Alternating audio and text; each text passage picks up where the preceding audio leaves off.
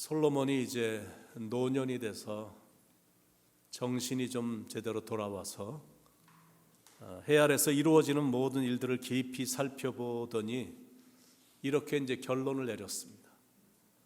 첫째는 사람은 장래일을 예측할 수 없다. 이렇게 이제 결론을 내렸어요. Life is unpredictable. 장래일을 예측할 수가 없다는 1절에 이 모든 것을 내 마음에 두고 이 모든 것을 살펴본즉 의인들이나 지혜자들이나 그들의 행위나 모두 다 하나님의 손안에 있으니 사랑을 받을는지 미움을 받을는지 사람이 알지 못하는 것은 모두 그들의 미래의 일들임이니라. 전도서 8장에서도 이미 언급이 됐었거든요. 사람은 장래일, 내일 5분 후조차도 모른다 말씀드렸습니다. 전도서 8장 7절에 사람이 장래일을 알지 못하나니 장래일을 가르칠 자가 누구랴. 그러니까 사람은 장래일을 모릅니다. 그러니까 아무도 미래의 일을 모르기 때문에 미래에 대해서 예측할 사람이 이 땅에 없다. 그게 첫 번째 결론입니다. 두 번째 결론은 사람은 어느 누구도 죽음을 피할 수 없다라는 거예요. Death is unavoidable. 그러니까 절대 죽음이란 건 피할 수 없다는 거예요. 2절 3절 모든 사람에게 임하는 그 모든 것이 일반이라. 의인과 악인 선한 자와 깨끗한 자와 깨끗하지 아니한 자 제사를 드린 자와 제사를 드리지 아니하는 자에게는 일어나는 일들이 모두 일반이니 선인과 죄인 맹세하는 자와 맹세하기를 무수하는 자가 일반이로다. 모든 사람의 결국은 일반이라. 이것은 해 아래서 행해지는 모든 일 중에 악한 것이니 곧 인생의 마음에는 악이 가득하여 그들의 평생에 미친 마음을 품고 있다가 후에는 죽은 자들에게 돌아가는 것이라. 그러니까 죽음이라는 것은 인간에게 있어서 최후의 적입니다. It's last enemy. 죽음은 큰 적이야. 내가 아무리 큰 성공을 거두었자 할지라도 죽음을 피할 수 없다라는. 그러니까 그만큼 죽음은 예외가 없는 겁니다. 죽음은 어느 누구에게나 다 찾아옵니다. We are not gonna live forever. 우리가 이 땅에서 영원히 살 사람 하나도 없거든요. And we're gonna die someday. 언젠가 우리는 다 죽게 된다라는 거예요. 히브리서 9장 27절의 말씀처럼 한 번 죽는 것은 사람에게 정하신 것이요. All people are destined to die once. 그러니까 모든 사람은 다 죽게 되어 있다라는 거예요. 그런데 이런 기정사실에 대해서 생각도 안 하고 그냥 느끼지도 못한 채 인생을 살아가는 사람들이 많거든요. 그러다가 나중에 이제 몸담고 있는 이 사회 속에 이렇게 깊이 들어가다 보니까 그냥 죽을 힘을 다해 처절하게 인생을 살게 함으로써 사람들로 하여금 죽음에 대해서 생각도 못하게 그냥 분주하고 바쁘게 만들어 놓는 것. 마치 하루살이처럼 내일은 생각하지 못한 채 달려가기만 만들어 주는 거예요. 아니면 나는 죽음이란 걸 절대 받아들이기가 너무나 힘드니까 사람들이 죽음의 문제를 회피하거나 그냥 생각조차 안 하는지도 모릅니다. 그런데 지혜자는 죽음을 생각하며 산다는 거예요. 나에게도 언젠가 죽음이라는 것이 올 텐데 이런 생각을 하면서 사니까 인생을 굉장히 진지하게 살려고 하는 겁니다. 내가 아무리 인생을 선하게 살았다고 해서 죽음이라는 것이 나를 거쳐가지 않습니다. 분명한 사실은 거지나 부자나 선한 자나 악한 자나 교육을 받은 사람이나 교육을 받지 않은 사람이나 높은 자리에 있는 사람이나 낮은 자리에 있는 사람이나 경건하게 일생을 살아간 사람이나 전혀 경건한 모습이 하나도 없는 사람들, 하나님께 열심히 나와서 예배드리는 자나 예배를 드려본 적이 없는 사람, 모든 사람들에게 이 죽음이란 거는 동일하다라는 게 이게 분명한 사실입니다. 그러니까 죽음이란 거는 우리 모두에게 same 이벤트입니다. 모든 사람에게 오는 거예요. 어느 누구도 죽음을 피할 수가 없습니다. 모든 사람에게 임하는 그 모든 것이 일반이라. 삶의 종지부를 찍는 죽음을 말하는 것. 죽음은 모든 사람들에게 공평하게 공정하게 임합니다.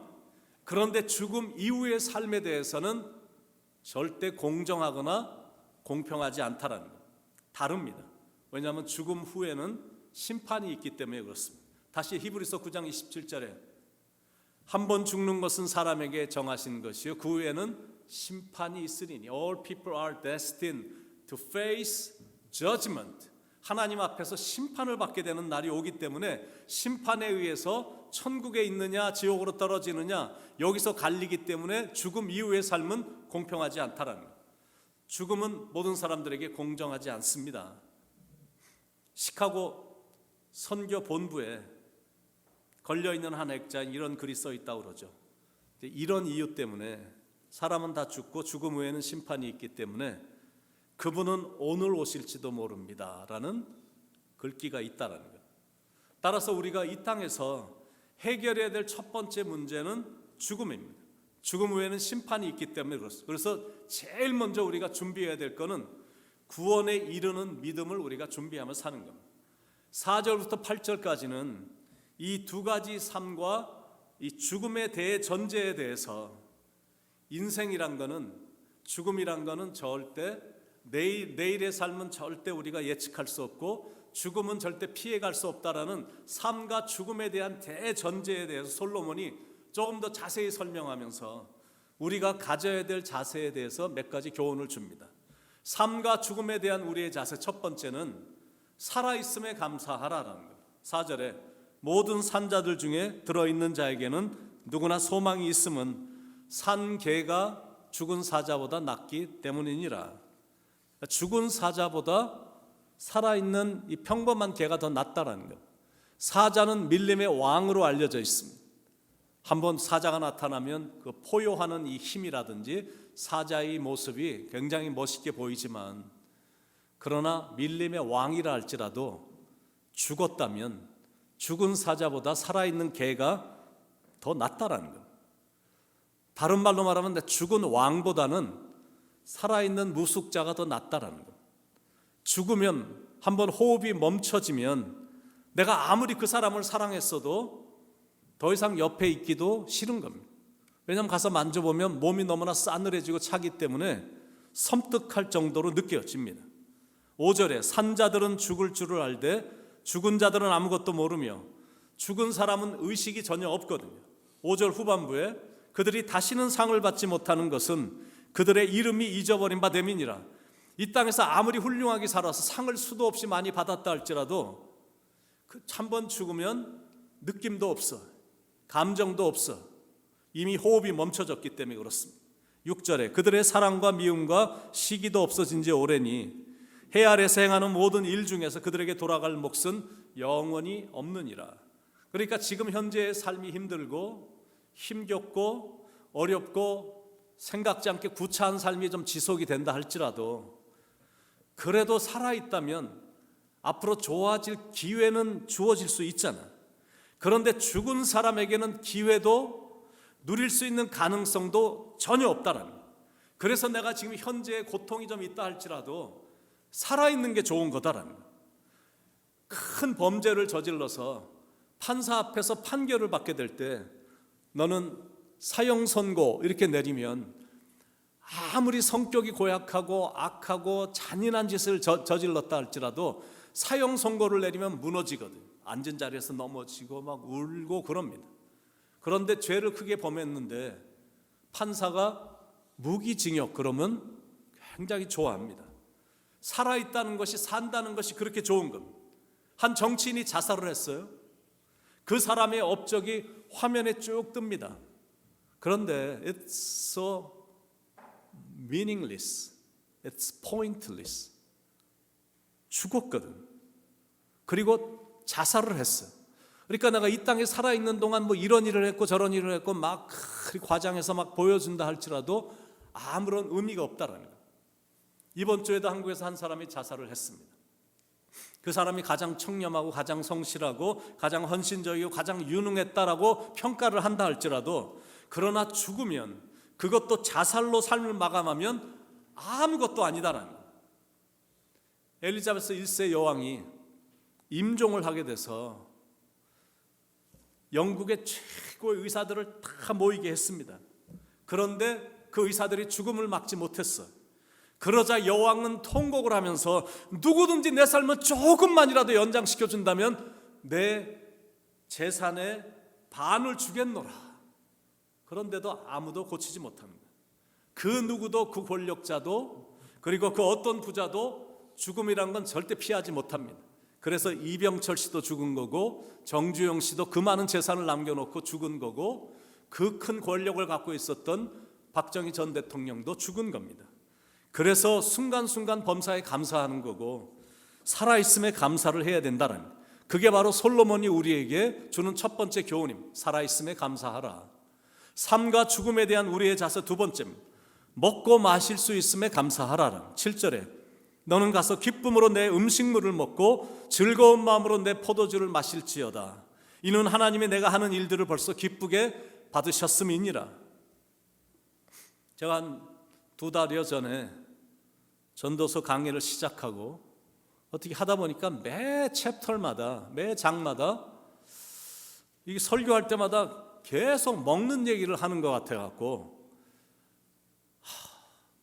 내가 무슨 밥 못 먹어서 죽는 사람 같은 느낌이 막 들 정도로 어떻게 된 게 성경에 메시지가 매 장마다 먹는 거를 즐겁게 하고 먹는 이런 얘기가 하도 나오니까 야, 이게 저 목사가 먹는 게 그냥 아주 그냥 먹고 싶어서 그냥 환장을 했나 뭐 이렇게 느껴질 정도로 이게 그게 아닌데 저는 그렇게 먹는 사람 아니거든요.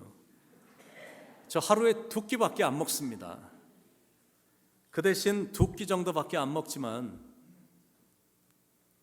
식사를 할 때마다 즐겁게 먹고 제가 감사함으로 먹습니다. 그리고 먹는 거에 대해서는 제가 하는 말이 아니거든.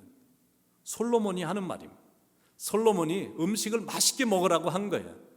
제가 살을 붙여서 한 말은 뭐냐면 음식을 맛있게 먹되 절대 음식 앞에서 투정 부리지 말고 감사함으로 기쁘게 먹으라. 제가 조금 애들을 한 것뿐입니다. 그 이유가 7절에 나옵니다. 이는 하나님이 내가 하는 일들을 벌써 기쁘게 받으셨음이니라. 그러니까 하나님이 우리가 아무리 애쓰고 수고해도 하나님께서 이제 허락하지 않으시면 인간은 자기의 수고의 낙을 누릴 수가 없는 겁니다.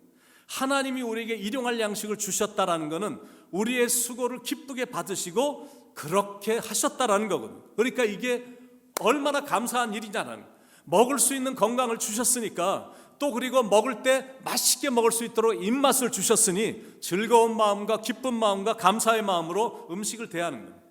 저희 어머님이 이제 연세가 많아지셔갖고 암이 걸려서 이제 힘들어 하실 때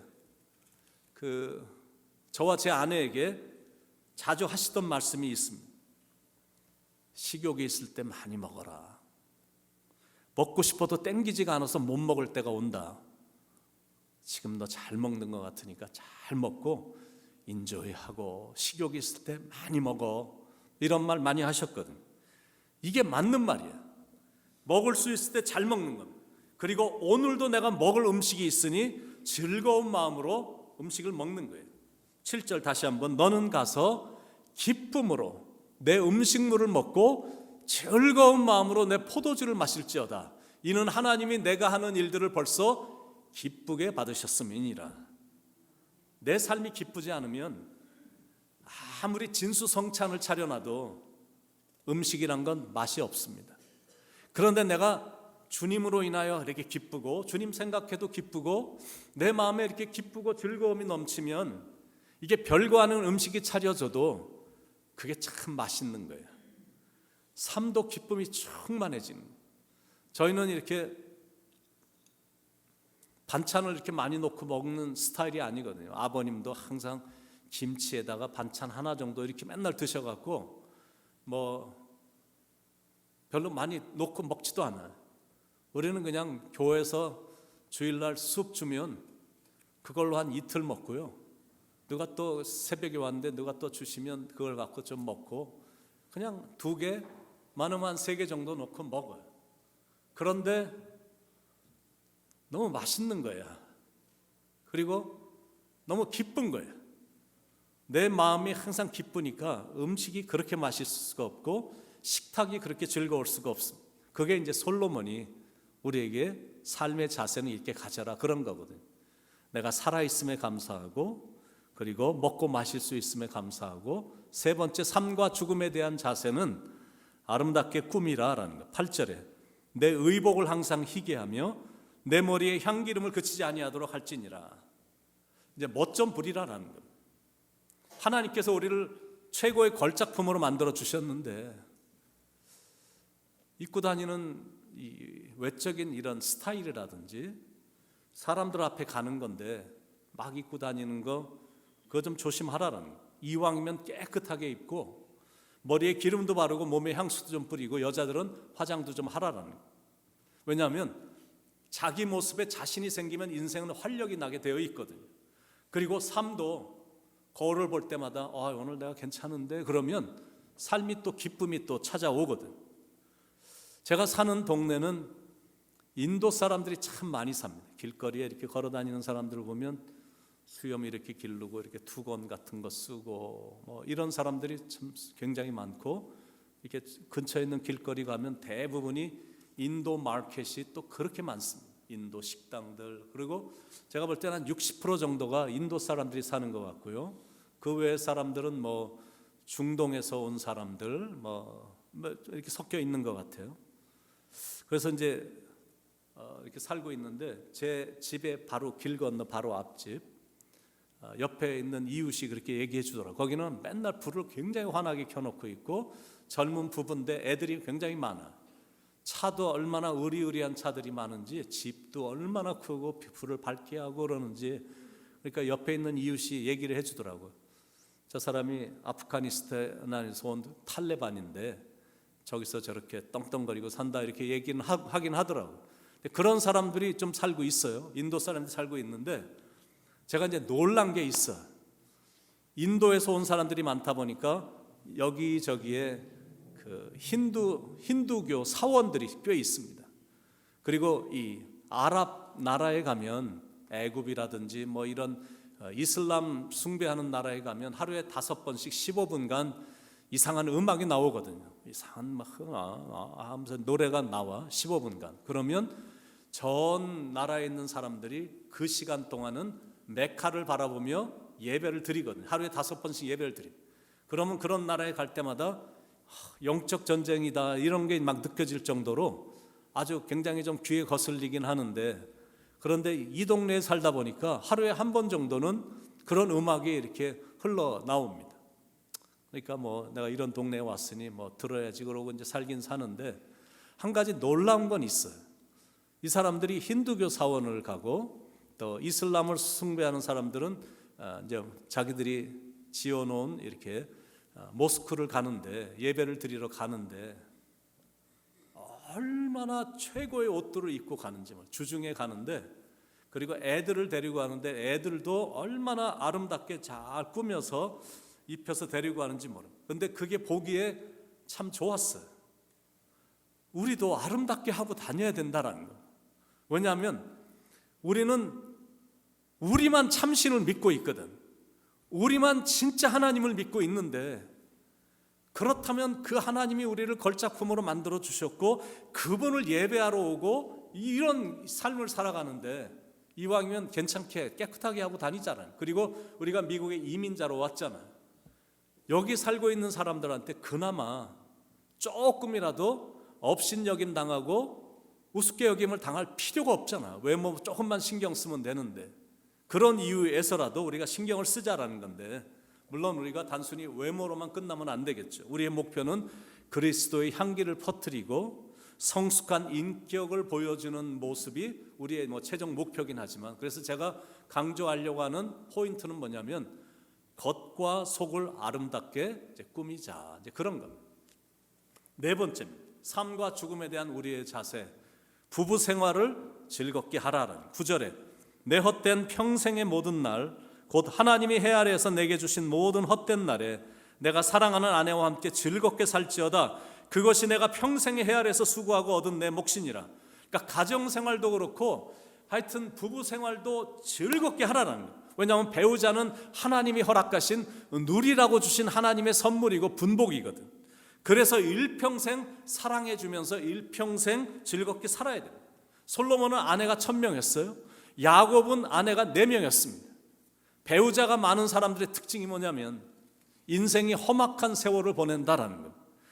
그렇게 인생의 노년에 내가 인생을 정말 잘못 살았구나, 내 인생이 정말 험악한 인생이었구나라고 느낀 솔로몬이 이 후대에 오는 사람들에게 꼭 말하고 싶은 그 메시지, 진심에서 마음에서 우러나오는 말로 이 말을 해주는 겁니다. 한 명의 배우자와 즐겁게 사십시오. 그게 솔로몬이 가슴에서 우러나오는 메시지예요. 잠언 5장 15절로 20절에도 너는 내 우물에서 물을 마시며 내 샘에서 흐르는 물을 마시라. 어찌하여 내 샘물을 집 밖으로 넘치게 하며 내 도랑물을 거리로 흘러가게 하겠느냐. 그 물이 내게만 있게 하고 타인과 더불어 그것을 나누지 말라. 내 샘으로 복되게 하라. 내가 젊어서 취한 아내를 즐거워하라. 그는 사랑스러운 암사슴 같고 아름다운 암노루 같으니 너는 그의 품을 항상 족하게 여기며 그의 사랑을 항상 연모하라. 내 아들아 어찌하여 음료를 연모하겠으며 어찌하여 이방 계집에 가슴을 안겠느냐.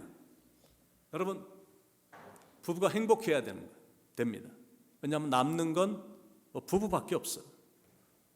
사람들이 조크로 하는 거 있잖아요. 부부가 로또가 됐어야 되겠느냐라는 거예요. 우리 부부는 안 맞아. 그래서야 되겠냐라는 거예요. 부부가 됐으니 잘 안 맞아도 하여튼 잘 맞춰가야 되잖아요. 그래서 있을 때 잘해주고 곁에 있을 때 정말 잘해주고 시간만 나면 같이 걸으면서 대화도 많이 하면서 순간순간을 감사함으로 살아야 된다는 거예요. 저도 그 부분에 있어서는 지극히 노력하고 있습니다. 같이 스텝을 밟으면서 걸으려고 노력합니다. 저희 아버님은 항상 10m 앞에서 걸으셨거든요. 어머니가 맨날 땀을 여보 같이 가요 이랬었거든요. 그래서 아버님한테 아버님 좀 같이 좀 걸으시죠. 아니다 이러고 하셨는데, 근데 그 시대는 이해는 됩니다. 왜냐하면 우리 아버님만 그런 게 아니라 대부분 그러셨거든. 그러니까 내가 아내긴 하지만 여자랑 옆에 같이 이렇게 동등하게 걸어간다는 것을 그 당시 문화가 받아들이질 않았는지 하여튼, 그러나 시대가 또 바뀌었고 또 성경적인 가르침은 또 그게 아니니까, 그래서 제 아내와 걸을 때도 항상 대체적으로 스텝을 똑같이 밟으면서 걸으려고 하고, 둘이 차 한 잔을 기울일 때도 그 시간도 굉장히 즐겁게 하려고 노력하고, 식사할 때도 정말 좋은 분위기 속에서 식사 준비도 같이 하고 같이 즐겁게 먹고 식사를 마치면 뒷정리를 돕고 이런 걸 합니다. 그러다가 잠을 자다가 새벽에 일찍 일어나 나가기 전 아내의 아는 모습을 보며 이렇게 쓰다듬어주고 오늘 나가죠. 왜냐하면 내가 만약 혼자라면, 내가 만약 홀로 됐다면 많이 힘들 거니까 지금 곁에 있을 때 잘해줘야지 그런 생각입니다. 그래서 홀로 되신 분들에게는 제가 이런 설교를 항상 죄송한 마음이 있는 겁니다. 내가 만약 그런 상황에 처해졌다면 저는 정말 힘들어 했을 텐데 믿음으로 잘 이겨나가는 모습을 보면서 참 아름답다 이런 생각을 하면서, 하나님의 동행하심이 홀로 되신 분들에게 늘 하나님께서 곁에 있어 주기를 제가 기도를 합니다. 그리고 아직 결혼하지 못한 분들, 일평생 함께 사랑하면서 즐겁게 살아갈 수 있는 좋은 배우자를 만나기를 제가 축복합니다. 제가 기회가 있을 때마다 이렇게 부부에게 권고하는 메시지가 몇 개가 있거든요. 이런 시간에 한번 좀 들려드리면 괜찮을 것 같아요. 짧게 부부에게 꼭 들려주고 싶은 메시지. 첫 번째는 늘 함께 있어라라는, 어떤 기회가 돼서 떨어져 있고 이런 거 절대 하지 말고 항상 같이 있어라. 두 번째는 불났을 때를 제외하고는 동시에 소리 지르지 말아라. 그겁니다. 둘이 같이 소리 지르면 문제가 심각해지거든. 서로 화났다고 둘이 소리 지르면, 그러니까 저쪽에서 무슨 일이 있어 화가 나면 나는 조용히 있어 주는 거야. 그리고 내가 어떤 업셋된 일이 있고 화가 난 일이 있어서 화를 내면 또 이쪽이 좀 조용히, 둘이 같이 소리를 지르면 문제가 좀 심각해질 수 있으니까. 세 번째는 남편의 약점, 아내의 약점을 남들에게 절대 말하지 말아라. 사람들은 절대 비밀 안 지켜주거든. 괜히 그런 말 화가 나서 해버리면 그 다음부터 책만 잡혀서 우습게 여김만 당하거든. 네 번째, 화는, 분노는 그날로 풀어라. 연장전은 부부 사이에서 위험합니다. 다섯 번째는 절대 신뢰하라는. 근데 신뢰를 하기 위해서는 신뢰가 되는 행동을 해야지. 그런 모습을 부부에게 보여줘라는. 그리고 여섯 번째는 용서해야 될 일이 많잖아요. 하다 보면 뭐 이런 일 저런 일이 있어 용서해주고, 십자가를 바라보며 부부니까 용서해주고, 7번째는 행복해라라는, 행복한 모습을 보여줘야 돼.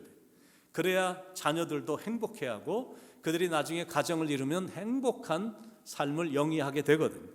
그리고 8번째는 기회 있을 때마다 자주 칭찬해 줘라라는, 아내의 한 번 칭찬에 남편은 기분이 2달까지 간다고 그러고, 그리고 아내는 남편의 한마디에 삶이 바뀔 수도 있다는, 그렇다면 뭐 자주 해주는 거지. 8번째는 support, 힘이 되어주라라는, 힘겨워할 때 힘이 되어주고 상대방이 비틀거릴 때 내가 지팡이가 되어주는 것, 그런 사람들이 부부다라는 거. 그리고 대화를 많이 하라는, more talking, less problem. 내가 대화를 많이 하면 문제는 보이지도 않아. 문제랄 게 없어. 그러니까 대화를 많이 하는 게 좋고, 많은 시간을 주어라라는 거. 원하는 건 하여튼 배우자에겐 다 줘. 원한다면 다 줘. 그런데 시간을 원한다 그러면 다른 거를 잘라서라도 반드시 시간을 내줘야 되고, 12번째는 배우자를 즐겁게 해줘라라는 거예요. 배우자가, 아내가, 남편이 나만 바라보고 온 거잖아. 특히 아내가. 그렇다면 즐겁게 해줘야 되는 사명이 남편에게 있습니다. 그런 의미에서 자꾸 이렇게 노력도 해야 돼. 가끔 농담도 연구를 해야 돼. 즐겁게 해줘야 되는 사명이 있기 때문에 그래요. 그리고 가정은 즐거운 곳이어야 되기 때문에 그렇습니다. 그런 의미에서 이브가, 하와가 아담에게 이런 질문을 했답니다. 자기 나를 진짜 사랑하지? 그랬더니 아담이 대답을 이렇게 했다고 그러죠. 뭐 다른 여자가 없는데 별 수 있어. 별로 즐겁진 않지만 그래도 노력하는 모습은 보이는 게 좋아요. 이브가 마음껏 즐기며 즐겁고 행복하게 살 수 있었던 그 이유가 무엇이었을까? 이브에게는 시어머니가 없었기 때문이다라는 겁니다. 아기 낳기를 원하는 사람들이 꼭 읽어야 되는 성경, 구약은 에스라, 에가서라, 신약은 에베소서, 뭐 애를 뱉어서 뭐 이런 넌센스가 있는데, 하여튼 뭐 노력을 해서라도 남편은 아내를 즐겁게 해줘야 되는, 그리고 아내는 남편의 길을 살려줘야 되는 사명이 있으니 솔로몬이 권고한 것처럼 행복한 부부 생활을 하라. 그럼 자, 마지막입니다. 삶과 죽음에 대한 우리의 자세, 일을 즐겁게 하라라는 것. 10절에 내 손이 하는 일을 얻는 대로 힘을 다하여 할지어다. 내가 장차 들어갈 수고에는 일도 없고 계획도 없고 지식도 없고 지혜도 없음이니라. 내가 수고하고 땀 흘리고 노력하고 충성하는 거, 이게 참 감사한 겁니다. 내가 건강해서 일을 할 수 있는 거니까 이게 참 감사한 거거든요. 그러니까 어떤 일이든, 그 일이 작은 일이든 큰 일이든 즐겁게 충성하는 거예요. 그러면 때가 되면 하나님께서 큰 일을 맡겨주시거든요. 그러니까 솔로몬이 계속 강조하는 부분이 있습니다. 모든 걸 다 즐겁게 하라는 거예요. 먹는 것도 그렇고 마시는 것도 그렇고 가정생활도, 일하는 것도, 노는 것도, 쉬는 것도 하여튼 즐겁게 하라라는 거예요. 그리고 최선을 다하라라는 거예요. 내 손이 일을 얻는 대로 힘을 다해야 할지어다. 그 이유를 그렇게 설명합니다. 네가 장차 들어갈 수월에는 일도 없고 계획도 없고 지식도 없고 지혜도 없음이니라. 거기 들어가면 없어. 어둠 밤 시대리니 그날이 온다라는 거예요. 그날이 오면 내가 일하고 싶어도 못하는 거예요. 일할 수 없는 밤이 속히 오리라. 그러므로 내 직분 지켜서 지금 할 수 있을 때 하나님이 하라고 주신 일들을 하여튼 최선을 다해서 충성하라라는 거예요. 그래서 가정의 일도, 직장의 일도, 교회 일도 하여튼 힘있게 해야 돼. 그래야 언젠가 내가 하나님 앞에 섰을 때 주님이 오셔서 잘하였구나, 착하고 충성된 종아 라고 칭찬을 받게 된다는 거예요. 그러니까 솔로몬이 말하려고 하는 요지가 뭐냐면, 우리는 죽음을 피할 수 없다, 그겁니다. 그렇다고 어차피 죽을 인생이니 되는 대로 내가 막 살아야지, 그게 아니고, 그렇게 소극적으로 우울하게 살지 말고 적극적으로 최선을 다해서 살라라는 거예요. 그리고 하나님의 은혜는 변함이 없으시니 그 은혜에 감사하면서 즐겁게 사는 거예요. 그러니까 내가 먹을 때도 즐겁게 먹는 겁니다. Enjoy your meal. 그리고 사는 것도 내가 즐겁게 사는 거야. Enjoy your life. 그리고 부부 생활도 하여튼 즐겁게 하는 겁니다. Enjoy your family life. 그리고 일하는 것도 즐거운 마음으로 하는 겁니다. Enjoy your work. 불신자들은 하도 교회를 다닌다는 사람들이 즐겁지가 않잖아. 뭐 세상의 짐을 혼자 다 지고 가는 것처럼 얼굴에 그늘이 보이고 어둡고 뭐 기분이 좀 언짢은 사람 같기도 하고 즐거운 모습이 안 보이니까 불신자들이 질문을 많이 하는 거 있습니다. 크리스찬들은 대체 무슨 재미로 사십니까? 이게 우리의 책임이야. 우리가 그런 모습을 못 보여서 그런 것 같은데, 여러분에게 한번 질문을 해보고 싶습니다. 여러분은 인생이 재미가 없으십니까? 신앙생활하는 게 재미가 없으십니까? 저는 되게 재밌거든. 예수님 믿는 게 되게 재밌어요. 저는 즐거워서 목회하는 거예요. 내가 죽지 못해 하는 게 아니라, 먹고 살기 위해서 하는 게 아니라, 저는 목회가 재미있어서 하는 거고, 그리고 내가 소명이 있기 때문에 이 목회를 하는 거거든. 재미있기 때문에, 그리고 불러주신 소명이 있기 때문에 제가 선교 지역에까지 가서 가르치는 거고, 하여튼 즐겁게 복음을 전하는 겁니다. 그러니까 즐겁게 하라는 거예요. 자, 오늘 말씀의 결론입니다. 죽음은 unavoidable. 죽음은 절대 피할 수 없어. 삶은 unpredictable. 절대 예측할 수 없어. 그래서 우리는 우리의 인생을 하나님의 손에 맡기는 것밖에 없습니다. 그리고 나는 그냥 믿음으로 걷는 거예요. 1절에 보면 하나님의 손이라는 말씀이 나옵니다. 이 모든 것을 내가 마음에 두고 이 모든 것을 살펴본 즉 의인들이나 지혜자들이나 그들의 행위나 모두 다 하나님의 손 안에 있으니 Everything is in God's hand. 사랑을 받을는지 미움을 받을는지 사람이 알지 못하는 것은 모두 그들의 미래의 일들임이니라. 몰라. 예측할 수, 언제 죽을지 몰라. 제가 일부 때 설교하는데, 하여튼 설교 30여 년 목회 처음 느끼는 것 같아요. 여기가 갑자기 심장이 막 이렇게 뭔가 무너지는 것 같고 막 막히는 것 같고, 그래서 혼자 설교를 막 하다가 반쯤하다가 이러다가 심장마비가 걸리나 보다 이렇게 생각이 들 정도였어요. 그래서 조금 전에 이렇게 재보니까 162가 나오더라고요. 혈압이 나왔는데, 그래서 내일 일을 몰라. 내일 일이 무슨 일이 일어날지 몰라. 죽음이란 것도 피해갈 수 없어. 내가 여기서 목회를 하니까, 하나님의 일을 하니까 뭐 앞으로 50년 책 그런 것도 없어. 예측할 수 없거든. 그러나 믿는 사람들은 분명한 건 하나님의 손 안에 있으면 믿어지는. 무슨 말이냐면 우리가 예수님을 믿은 바로 그 순간부터 우리의 삶은 하나님의 손 아래서 보호함을 받는다는 말. 장래일에 대해서 우리가 예측할 수는 없지만 분명한 건 있어. 앞으로 모든 건 다 하나님의 손에 달려 있다는 말. 요한복음 10장 28절 29절에 내가 그들에게 영생을 주노니 영원히 멸망하지 아니할 것이요 또 그들을 내 손에서 빼앗을 자가 없느니라. 그들을 주신 내 아버지는 만물보다 크심에 아무도 아버지의 손에서 뺏을 수 없느니라. 시편 37편 24절에도 그는 넘어지나 아주 엎드러지지 아니하면 여호와께서 그의 손으로 붙드심이로다. 하나님을 잘 믿어도 넘어지는 순간이 있거든요. 그런데 넘어질 때가 있어. 그런데 어디선진 모르지만 어떤 강력한 힘이 이렇게 와서 탁 잡아주는 게 느껴지거든. 그래서 뭔가가 잡아주는 게 느껴지니까 내가 그 자리에 불썩 주저앉아 있지 않고 일어서는 겁니다. 그 손 때문에 우리가 지금까지 살아온 거예요.